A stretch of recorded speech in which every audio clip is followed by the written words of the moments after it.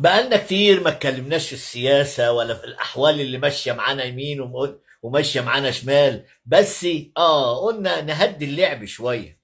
إنما عجبني جدا لعب الشطرنج اللي مصر بتلعبه.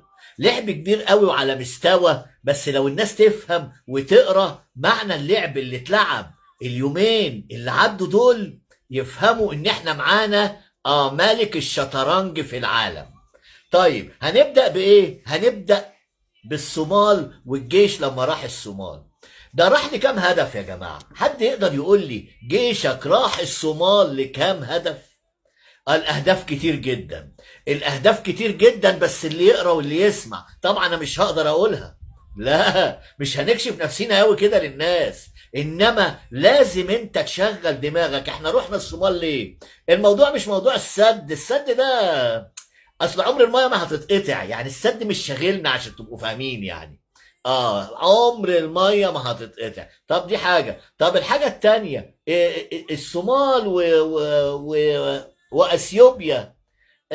احنا ممكن نقف معاه بقوات حفظ السلام وخلاص. انما فيما هو اخطر وابعد من هذه الاهداف، مين يقرا ومين يسمع كله لازم يقول ان احنا بنعمل حدود لبلدنا.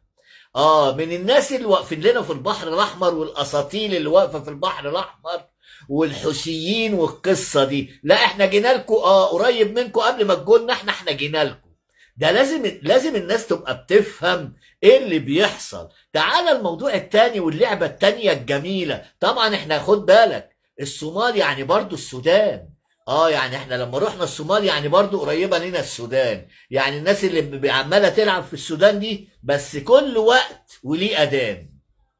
تعالى من ناحية ليبيا. طب انا عايز برضو اوقف ليبيا والبحر المتوسط. اقوم العب ايه؟ اقوم العب الحصان واقوم رايح على تركيا واعمل اتفاقية دفاع مشترك عشان تأمني في ليبيا، وابقى هو يبقى الراجل تبعي في ليبيا. وكمان حاصرنا قوات حلف النيتو والامريكان في البحر المتوسط. تركيا من هناك واحنا من هنا. مين يقرا ومين يسمع الكلام ده؟ حد يعرف يقرا ويسمع الكلام ده الا الناس الاذكياء وصحبات لعب الشطرنج.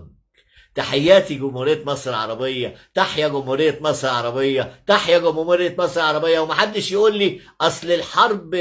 لا، ده الحرب خدعة وفن.